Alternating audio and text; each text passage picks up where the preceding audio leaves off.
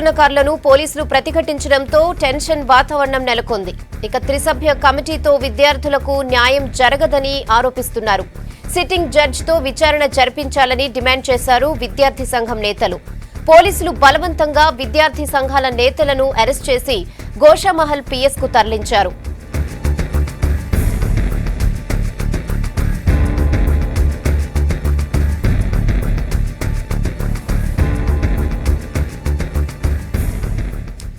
ఇక inter board దగ్గర కూడా టెన్షన్ వాతావరణం కొనసాగుతోంది. కొద్దిసేపటి క్రితం విద్యార్థి నేతల బోర్డును ముట్టడించేందుకు ప్రయత్నించారు. దీంతో వారిని అదుపులోకి తీసుకున్న పోలీసులు బేగం బజార్ పోలీస్ స్టేషన్ కు తరలించారు. ఇక మరోవైపు విద్యార్థులను వారి తల్లిదండ్రులను కూడా బోర్డు దగ్గరకు రానివ్వటం లేదు పోలీసులు. వచ్చిన వారిని వచ్చినట్లే అదుపులోకి తీసుకుంటున్నారు. దీంతో బోర్డు దగ్గర టెన్షన్ వాతావరణం నెలకొంది.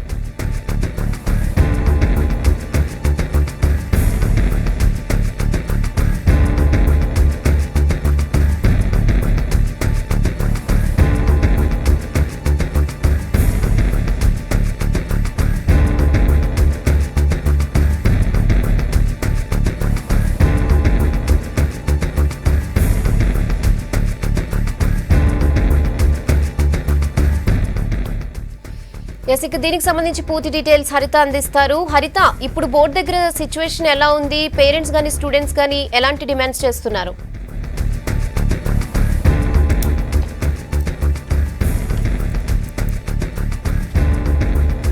ఇంటర్ బోర్డు వద్ద ఆందోళన పరంపర కొనసాగుతూనే ఉంది. పేరెంట్స్ అట్లాగే స్టూడెంట్స్ యూనియన్స్ ఆందోళనతో ఇంటర్ బోర్డు అట్టడుకుందనేస్తే చెప్పొచ్చు. పేరెంట్స్ స్టూడెంట్స్ ఆవేదన పట్టించుకోకుండా బోర్డు అధికారుల తీరు అదే విధంగా కంటిన్యూ అవుతుంది. ఇంటర్ బోర్డు వద్ద వరుసగా ఈ రోజు మూడో రోజు సేమ్ సీన్ రిపీట్ అవుతుందనే చెప్పొచ్చు.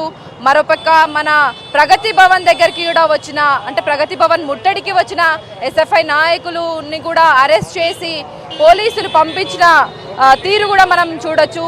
అయితే ఇంతకుముందు ఇక్కడికి కూడా డివైఎఫ్ఐ విద్యార్థి సంఘ నాయకులు కూడా ఈ ఇంటర్ బోర్డు ముట్టడికి వచ్చారు. వాళ్ళను కూడా ఇంటర్ బోర్డు ముట్టడించకుండానే అడ్డుకొని పోలీసులు అదుపులోకి తీసుకొని అరెస్ట్ చేసి స్థానిక పిఎస్కి పంపించారు.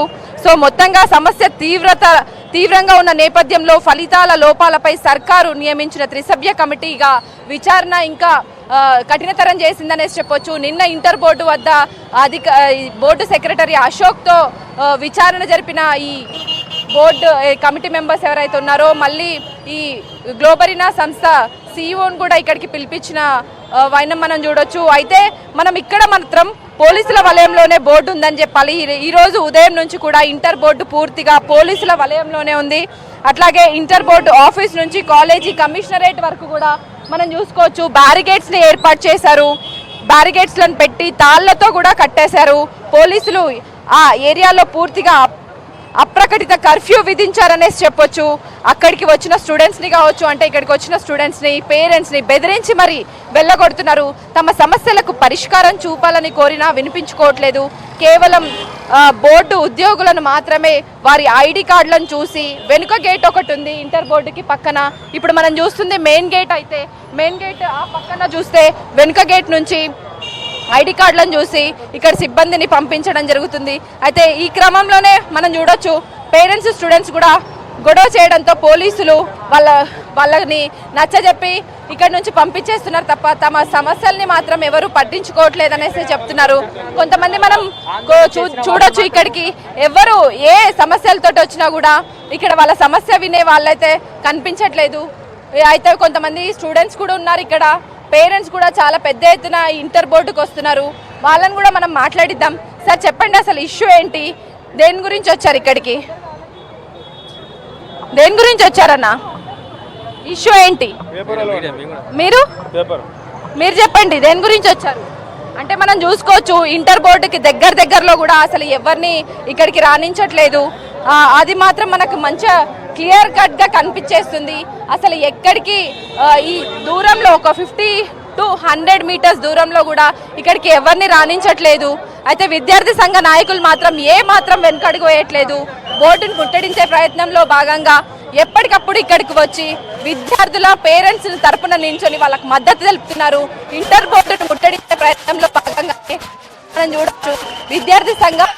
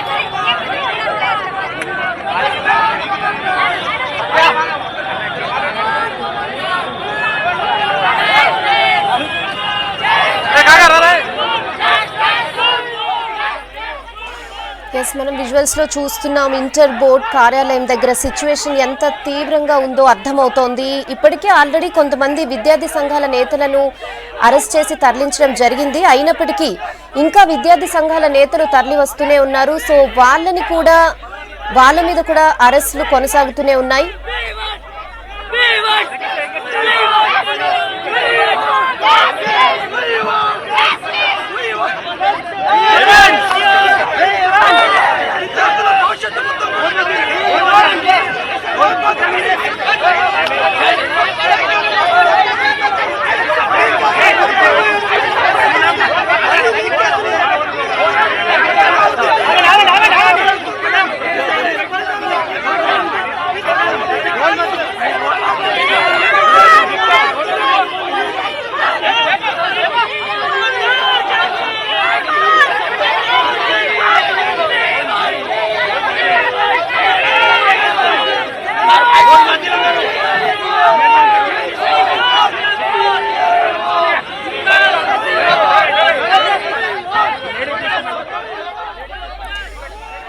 మనం విజువల్స్ లో చూస్తున్నాం. ఇంటర్ బోర్డ్ కార్యాలయం దగ్గర సిచ్యువేషన్ ఎంత తీవ్రంగా ఉందో అర్థమవుతోంది. ఇప్పటికే ఆల్రెడీ కొంతమంది విద్యార్థి సంఘాల నేతలను అరెస్ట్ చేయడం జరిగింది. అయినప్పటికీ ఇంకా విద్యార్థి సంఘాల నేతలు తరలి వస్తూనే ఉన్నారు. ఇంటర్ స్టూడెంట్స్ కి వాళ్ళ పేరెంట్స్ కి మద్దతు ఇవ్వడానికి వస్తూనే ఉన్నారు. వి వాంట్ జస్టిస్ అంటూ నిరసనలు తెలుపుతున్నారు. అయితే ఎక్కడికక్కడ పోలీసులు వాళ్ళని అరెస్ట్ చేస్తున్నారు.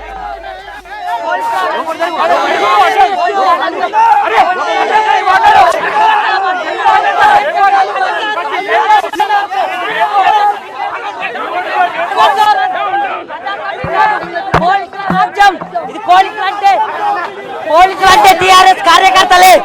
పోలీసులు అంటే ఈ ప్రజాస్వామ్యంలో పోలీసులు రక్షించాలి. భయ్ రాక్షసులను రక్షిస్తున్నారు.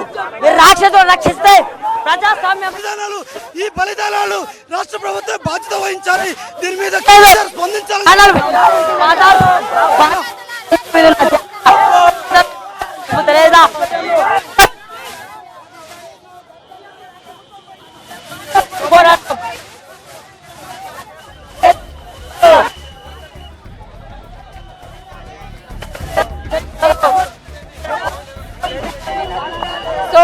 మొత్తంగా మనం చూసుకోవచ్చు, ఇక్కడికి వచ్చి విద్యార్థుల తరపున నించొని మాట్లాడాలనుకున్నా, వాళ్ళ డిమాండ్స్ ని వినిపించాలనుకున్నా కూడా విద్యార్థి సంఘ నాయకులకు సంబంధించి ఎటువంటి వాళ్ళ మాట వినే ప్రసక్తిలో ఇక్కడ పోలీసులు కనిపించలేదు.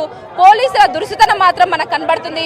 మీడియాను కూడా లెక్క చేయకుండా, కనీసం వాళ్ళని మాట్లాడనివ్వకుండా, మీడియాతో కూడా మాట్లాడనివ్వకుండా పోలీస్ వ్యాన్లోకి ఎక్కించి ఈ స్థానిక పిఎస్ కి పంపిస్తున్న సందర్భాలు, విజువల్స్ కూడా మనం చూసుకోవచ్చు.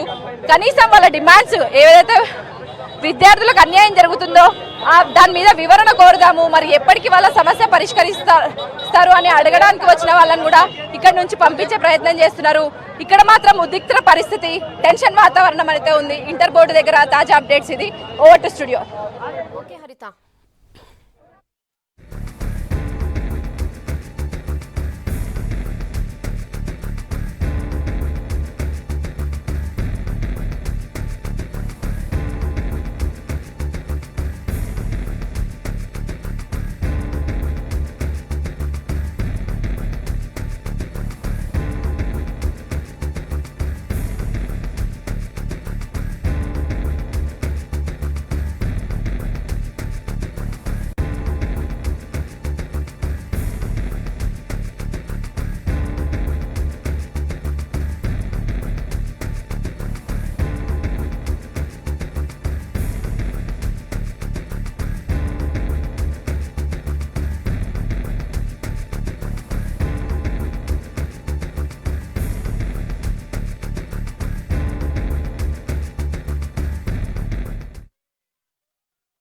నా పిల్లల్ని నేను ఎంత కష్టపడి చదివించుకున్నా ప్రైవేట్ స్కూలు ప్రైవేట్ కాలేజెస్లో చదివించుకున్నాను.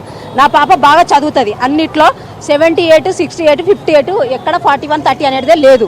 ఈ ఎకనామిక్స్ ఫిజిక్స్ కూడా మా పాప చదవకుండా ఎంజాయ్ చేస్తూ రాసింది. నేను ఫస్ట్ ఇయర్లో వేసినప్పుడు రీవెరిఫికేషన్ పెడితే 5 మార్క్స్ వచ్చాయి. కాలేజ్లో వెళ్తే ఈ అమ్మాయి బాగా చదువుతుంది, 5 మార్క్స్ ఎలా వచ్చాయి, రీవెరిఫికేషన్ పెట్టించండి అంటే రీవెరిఫికేషన్ పెట్టించాను, 600 కట్టి పెట్టించాను, 70 మార్క్స్ వేశారు. ఇప్పుడు సెకండ్ ఇయర్లో 2 పెట్టారు, ఏబి మ్యాథ్స్ ఏబి పెట్టారు, ఫెయిల్ అయింది అనేసి. మార్క్స్ చూడండి, 78, 68 వచ్చిన పాప 11, 12 ఎలా వస్తుంది? 78, 68 వచ్చినప్పుడు మనకి పేపర్ తీసినప్పుడు తెలియలేదా? ఆ మార్కులను బట్టి అన్న చూసుకోండి, ఇది లేదా? పేపర్ కరెక్షనే సరిగ్గా లేదు ఫస్ట్, ఎందుకంటే నాకు ఫస్ట్ ఇయర్లోనే తెలిసిపోయింది. ఇక్కడ వీళ్ళదే తప్పు, పేపర్ దిద్దే వాళ్ళే తప్పు. అంటే నేను డబ్బులు కడితే నా బాబా పాస్ మార్కులు వేస్తారా మీరు? నేను ఇళ్ళలో పని చేసుకొని నా పిల్లల్ని నేను ఎంత కష్టపడి చదివించుకుంటే ఇప్పుడు పిల్లల భవిష్యత్తు ఆడుకుంటే ఎవరు బాధ్యత, ఎవరు జిమ్మేదారు ఇస్తారు? మా బిడ్డకి లాస్ట్ టైం 1995 మార్క్స్ వచ్చింది, ఇంటర్ సెకండ్ ఇయర్ 1995 మార్క్స్ వచ్చింది ఫస్ట్ ఇయర్. ఇప్పుడు సెకండ్ ఇయర్లో 78% మార్క్స్ వచ్చింది. అన్ని సబ్జెక్ట్లో తక్కువ మార్క్ వచ్చింది. మాకు ప్రాబ్లం వచ్చింది. ఇప్పుడు ఏ కాలేజీని మేము తీసుకోవాలి? కేసీఆర్ సార్ అన్నారు మంచి పిల్లలు మంచిగా చదువుకుంటే మంచి జాబ్ ఇస్తారు. ఇప్పుడు ఇట్లా మార్క్స్ వస్తే ఇట్లా ఎవరికి అడగాలి మేము? ఏ కాలేజ్కి మాకు అడ్మిషన్ దొరుకుతాయి? ఈ సబ్జెక్ట్లో 90 అబోవ్ మార్క్స్ వచ్చినాయి. ఇప్పుడు 75 మార్క్స్ వచ్చింది. I'm from St. Francis College. We want justice. We don't know how they corrected our paper. What the hell is the problem? They also have children, I guess. We don't know. They should correct our paper, and it should be free of cost. Paper were very, very, very easy. They don't know how. We don't know how they correct. I think that they were in aggregated agnoing. We want free of cost of paper. We don't need any 600 or 100 rupees. Economics, I got 99. Overall total, it was 82 or 95%. So now they gave 78%. नहीं भरते हम लोग, free of cost रहना. रिकरेक्शन के लिए free of, revaluation रिकरेक्शन के लिए free of cost रहना. 600 रुपीज़, 100 रुपीज़ या 800 नहीं रहना.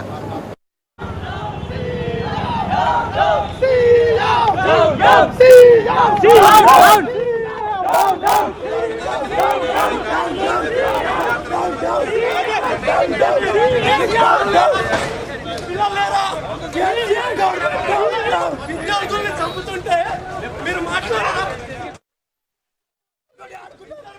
ఏ మాత్రం తొందర లేని గ్లోబల్ సంస్థకి అప్పగప్పడం వల్ల అక్రమం గురవుతుంది.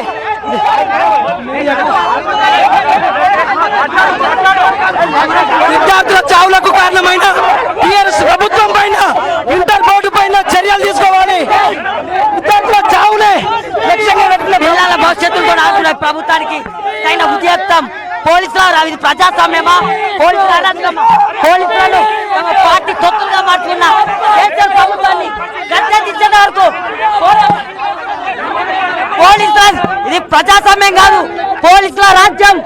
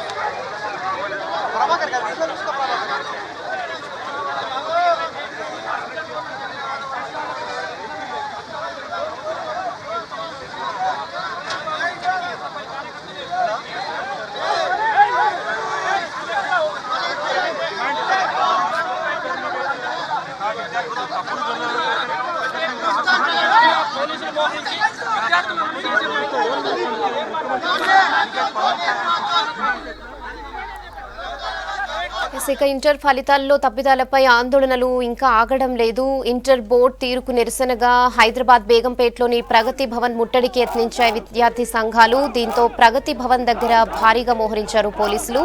ప్రగతి భవన్ వైపుకి దూసుకెళ్లిన వారిని అడ్డుకున్నారు. ఆందోళనకారులు పోలీసులను ప్రతిఘటించడంతో టెన్షన్ వాతావరణం నెలకొంది అక్కడ. త్రిసభ్య కమిటీతో విద్యార్థులకు న్యాయం జరగదని ఆరోపించారు. సిట్టింగ్ జడ్జితో వెంటనే విచారణ జరిపించాలని డిమాండ్ చేస్తున్నారు విద్యార్థి సంఘం నేతలు. పోలీసులు బలవంతంగా విద్యార్థి సంఘాల నేతలను అరెస్ట్ చేసి గోషామహల్ పిఎస్ కు తరలించారు. మరోవైపు ఇంటర్ బోర్డు దగ్గర కూడా అదే టెన్షన్ వాతావరణం కనిపిస్తోంది.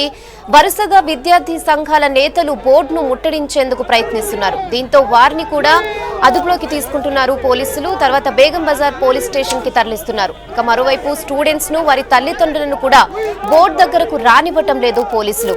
వచ్చిన వారిని వచ్చినట్లే అదుపులోకి తీసుకుంటున్నారు. దీంతో బోర్డు దగ్గర టెన్షన్ వాతావరణం కనిపిస్తోంది.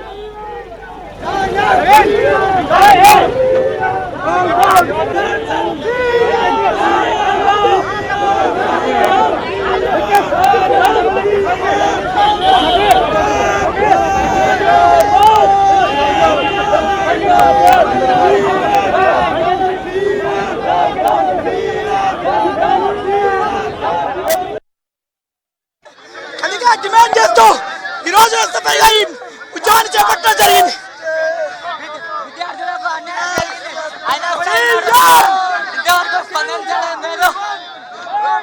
ఈరోజు 16 మంది విద్యార్థులు ఇంటర్ నిర్లక్ష్యం వల్ల 16 మంది విద్యార్థులు సూసైడ్ చేసుకొని చనిపోతే ఈరోజు మిమ్మల్ని మామూలు ముట్టుకునే రైతు పోలీసులకు ఎవరిచ్చిన రాజ్యంగా పోలీసులు మా మీద దౌర్జన్యం చేసి ఇంత దుర్మార్గమైనటువంటి పరిపాలన రాష్ట్రంలో ఎన్నడూ కనివిడి ఎరగలేదు.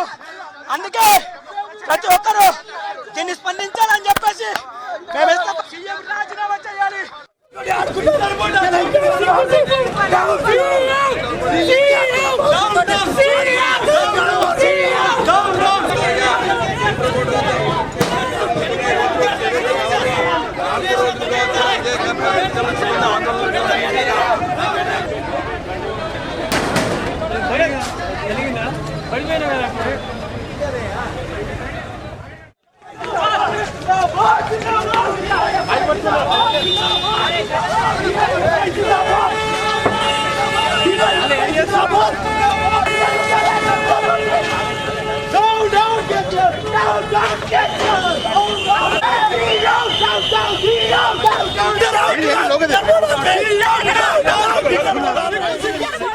ఇంటర్ రిజల్ట్స్ పై ఆందోళన చేస్తున్న విజువల్స్ ని మనం చూస్తున్నాం. చాలా తీవ్రత కనిపిస్తోంది సిచ్యువేషన్ లో.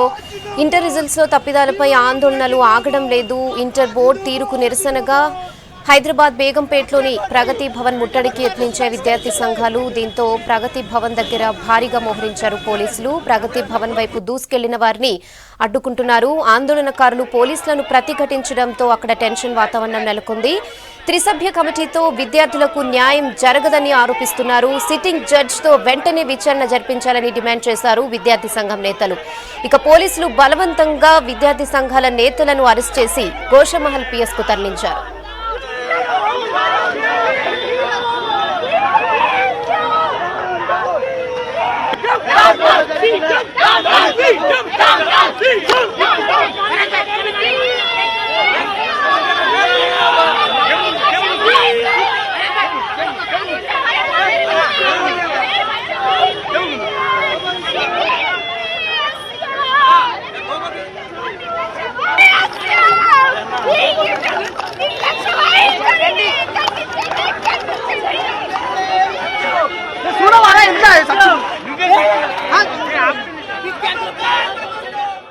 నా పిల్లల్ని నేను ఎంత కష్టపడి చదివించుకున్నా ప్రైవేట్ స్కూలు ప్రైవేట్ కాలేజెస్లో చదివించుకున్నాను.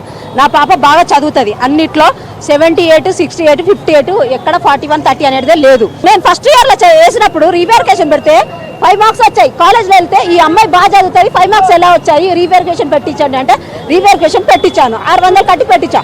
70 మార్క్స్ వేశారు. ఇప్పుడు సెకండ్ ఇయర్లో 2 పెట్టారు. ఏబి మ్యాథ్స్ ఏబి పెట్టారు ఫెయిల్ అయింది అనేసి.